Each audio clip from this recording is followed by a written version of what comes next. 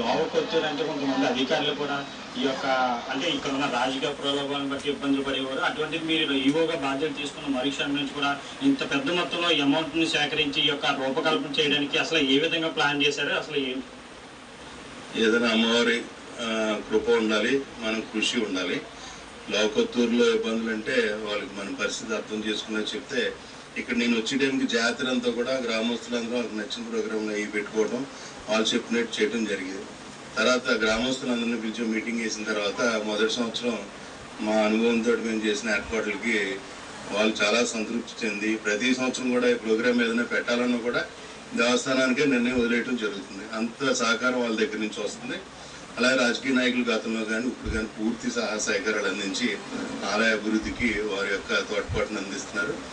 Main ప్రధానంగా ఆలయానికి ఈ 10 కోట్ల రూపాయల పనులు చేపట్టడానికి భక్తుల విరాళాలే ఎక్కువగా పాత్ర వహించింది.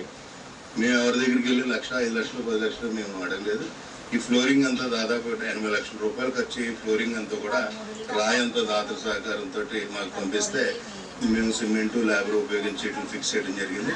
అలాగే ఆలయం కౌంటర్ల వద్ద 1000-2000 ఇచ్చిన వాళ్ళు దాదాపు సంవత్సరానికి 3 కోట్ల రూపాయల వరకు ఆ విధంగా విరాళాలు సాధారణ భక్తులు ఆలయానికి వచ్చిన భక్తులు ఇవ్వడం జరుగుతుంది.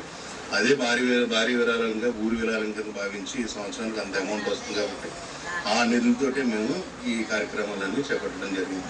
ఇప్పుడు మనం చూడవచ్చు అంటే తలుపులమ్మ అమ్మవారు అంటే కనుక ప్రజలకు ఒక ప్రీతికరమైన నమ్మకం. అటువంటి అమ్మవారి అభివృద్ధి కోసం అయితే కనుక భక్తులు ముందుకు వచ్చి భారీ మొత్తంలో విరాళాలు ఇచ్చారని, దాంతోపాటు స్థానికంగా ఉన్న ప్రజాప్రతినిధుల సహకారంతో ఇంత అభివృద్ధి చేయగలుగుతున్నామని అయితే కనుక ఆలయ ఈవో రాజుగారు అయితే చెప్తున్నారు. ప్రస్తుతం ఇది తాజా సమాచారం.